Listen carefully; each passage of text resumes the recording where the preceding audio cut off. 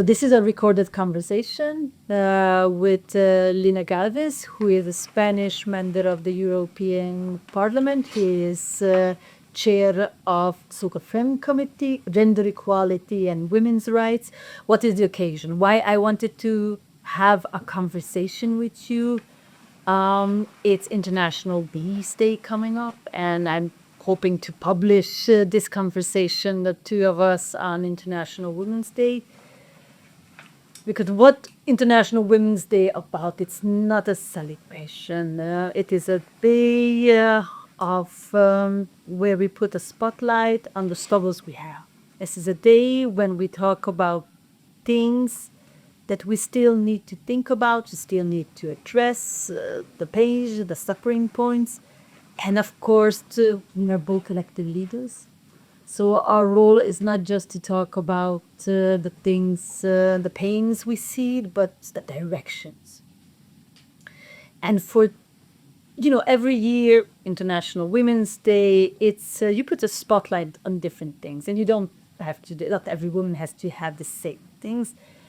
I chose the state of women leaders in Europe because this is the topic that gives me a lot of thinking. I've been in politics for a long time, more than 2 decades, and I'm sort of stuck and in a crisis mode in a way. How politics is changing, how the environment is changing, how the discussion is changing. What I understand was politics before, it's completely changing.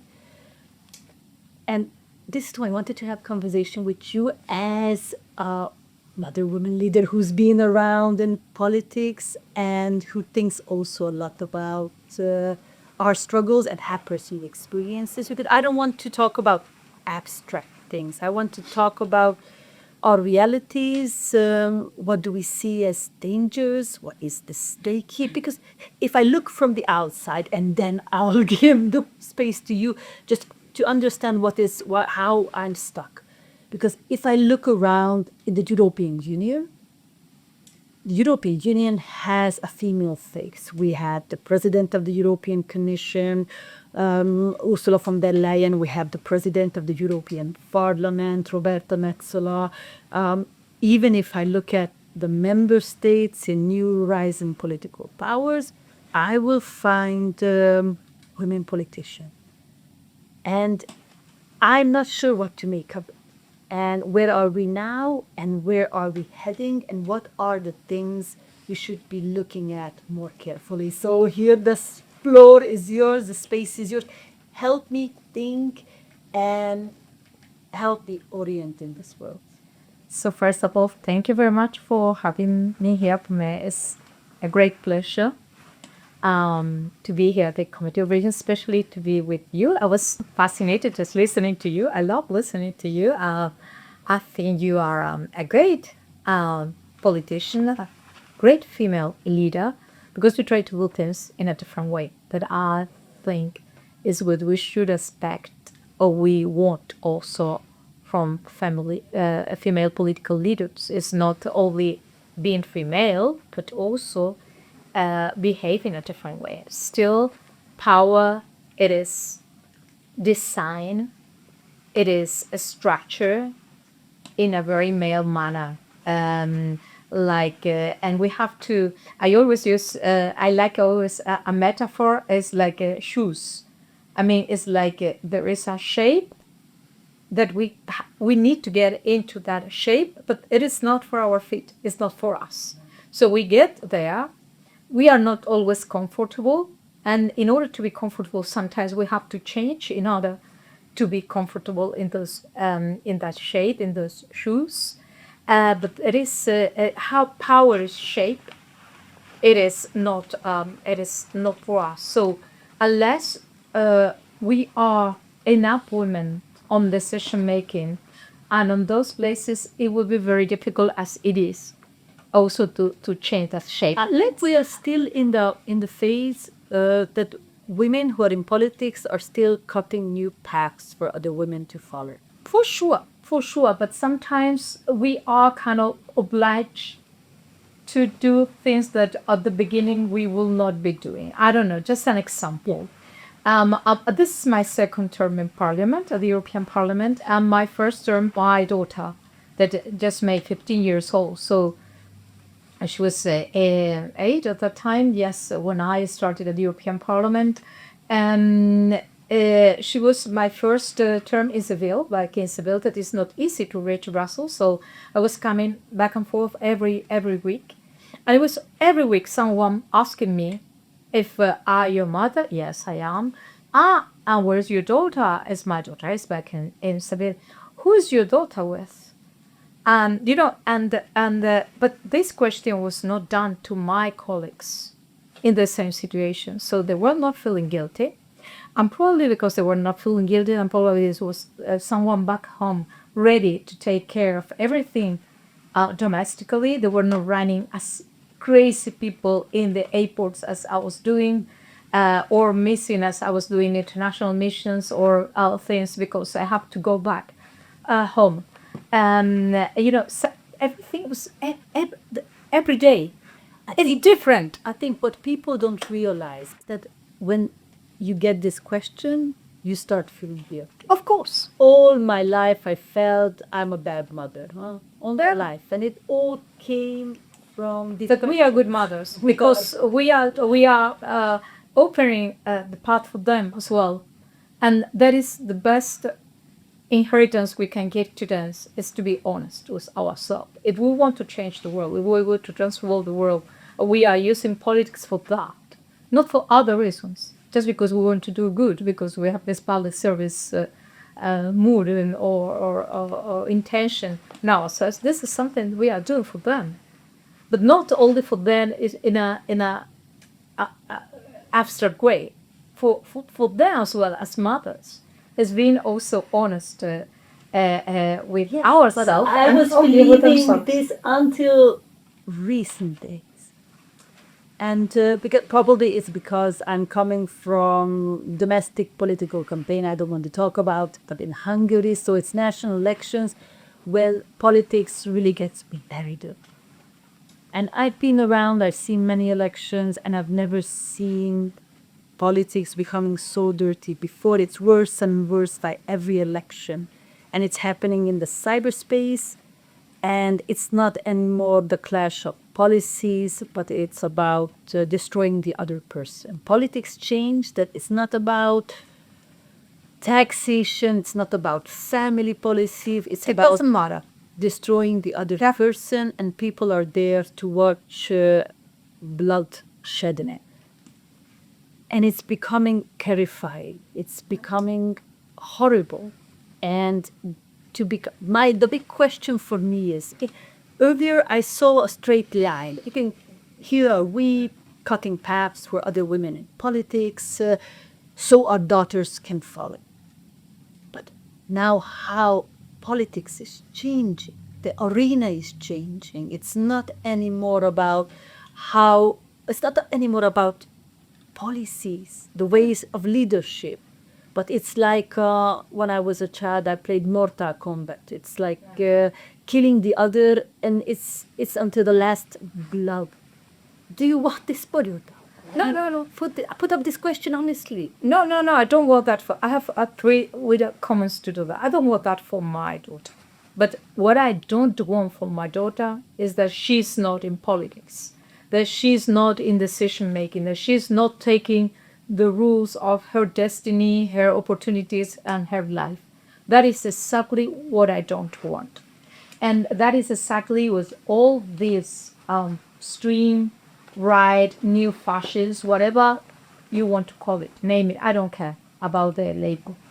I don't care, to be honest.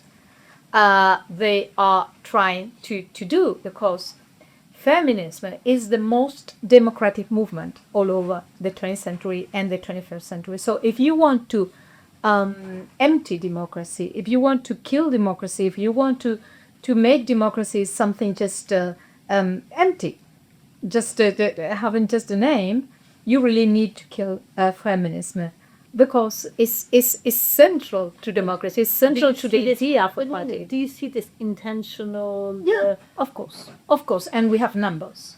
we have numbers for this. We have numbers of all the money and how they've been working in a very strategic way. We know that in a very cooperative way and very strategic, at least since 2013, this international. And of course, they are going against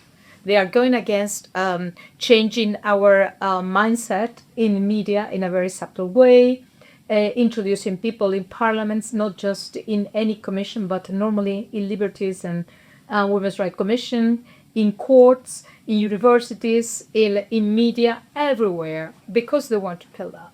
And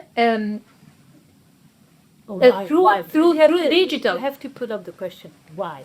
Why? Because they don't want a democracy anymore. Why? They don't want, because for many years democracy served capitalism, but it is not serving anymore. They don't want that anymore. They have concentrated such amount of power, the oligarchs, the autocrats, this technocrat, they have concentrated. This comes from the tech world, do you think? It's just a kind of addition. On the one hand, there is this conservative ideas, extreme conservative ideas that are coming from religious fundamentalism, extreme libertarians, and they were kind of minority ideas that were not in the mainstreaming. But because of the financiarization of the world, the concentration of wealth in such a few people, that they don't need democracy anymore, they have been taking ideas and taking spin doctors from all this, and these ideas that were marginal are becoming part of the mainstreaming. And on that, the technology is not good or bad in itself. It depends how you use it. And internet, that was a kind of a dream of democracy at the very beginning. It was a public space. It's not anymore a public space. It's a private space, giving power and money to few people. And of course, there are a lot of people that are working in the machinery for them. Peter Thiel just said they just don't need democracy anymore. They just don't need democracy anymore. They are not the only ones. There are all oligarchs and these technocrats, wherever, that just don't want democracy. And for that, they have to go against the very same idea of equality. As this is where feminism it comes to. Maybe let's explain here this part of how the cyberspace and democracy is connected. Usually how I explain this is that where democracy was born, in the public space, in the agora, where people were meeting, changing their goods, and it was a public space always. Mm-hmm. And this agora, where people meet and sell and buy goods, and talk to each other, and where they connect, this moved to the cyberspace. And it's not anymore a public space, it's a private place, which means that there is someone or some group of people controlling who can enter this place, who can talk to who, about what, and what can happen there. And this is already probably causing a problem without anybody having bad intentions. And what I also think, that because politics moved to this cyberspace, this communication moved there, campaigns moved there, and this is a place where already we see more non-tunings than tunings. So if I look at the contents created, if I look at the chat bots, if I look at the commenting bots, if I look at the profile numbers, already it seems that non-human participants are outcompeting human participants in the cyberspace without us ever realizing. We always thought, my generation always thought, that the robots will come in the form of the Terminator. That's the way we imagined it.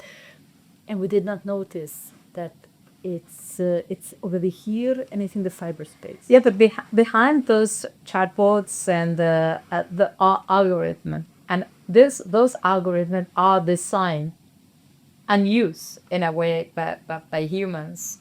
By the way, for male humans mainly, that because we are not present in tech and in digital as men are, so that's we are not shaping, we are not designing the future, we are not putting our biases, but it's their biases. So this is behind that there are numbers normally that are from the reality, and the reality is already biased, discriminatory for women. There are algorithms that are designed and used in a certain direction. There was in Nature this like 2-3 days ago in the scientific journal.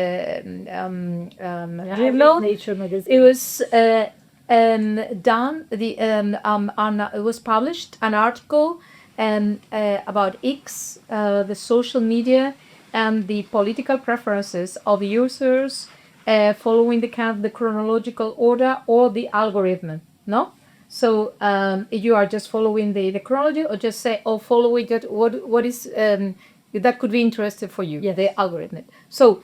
And it was clear that the algorithm was making everybody more conservative, especially in certain aspects. So there are people behind promoting certain ideas and promoting certain things on this media. It's an ideological thing, or it's just a market mechanism?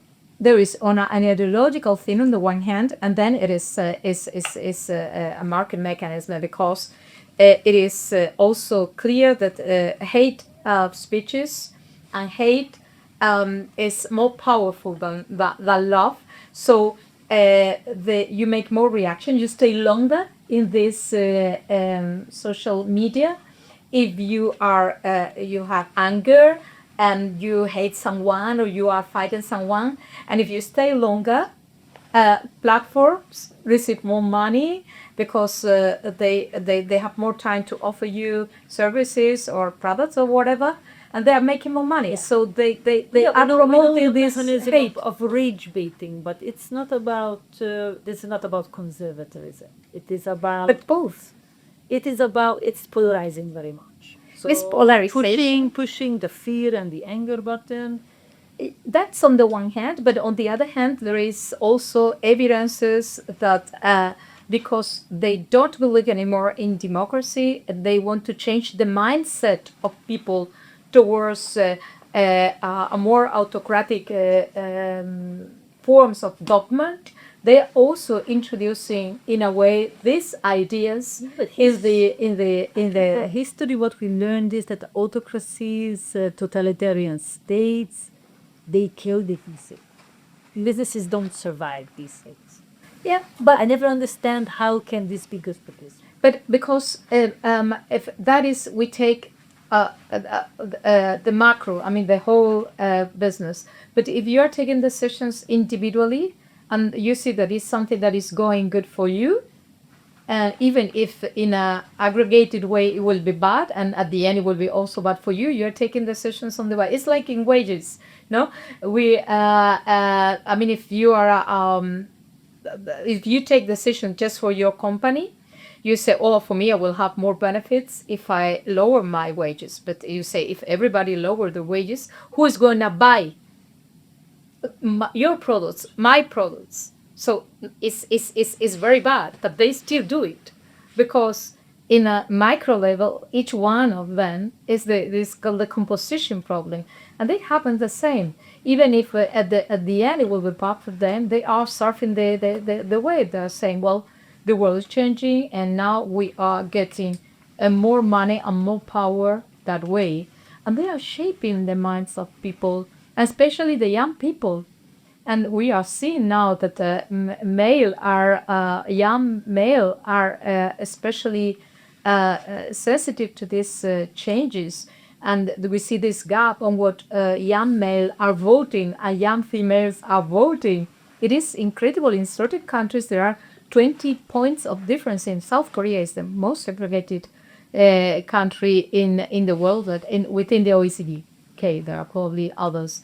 But this is happening. There is a manipulation, and it is because those movements are anti-democratic movements, and we, women, we are now I'll see us as the head of the resistance for democracy. If we want really to maintain our democracies, we really need women at the front. But we also cannot neglect young men. No, of course. I think that was part of our problem, that we neglected all the uncertainties and insecurities and the pain that is there.